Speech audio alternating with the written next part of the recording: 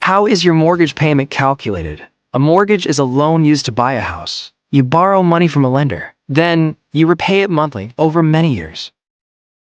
Your monthly mortgage payment has four parts: principal, interest, taxes, and insurance. Let's break it down. Principal.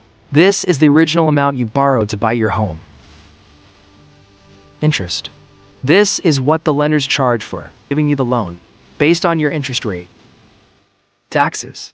You also pay property taxes each year, which are included in your monthly payment. Insurance. Homeowner's insurance protects your house from damage, theft, or disasters. Here is an example. You borrow $200,000 at 5% interest for 30 years. Your monthly principal plus interest equals about $1,073. Add taxes and insurance equals total monthly payment. Curious about your mortgage payment? Visit dollarsandlife.com/financial-calculators to quickly estimate your payment and explore more helpful financial calculators. Now you know. Principal plus interest plus taxes plus insurance equals mortgage payment. Make smart decisions and own your home confidently.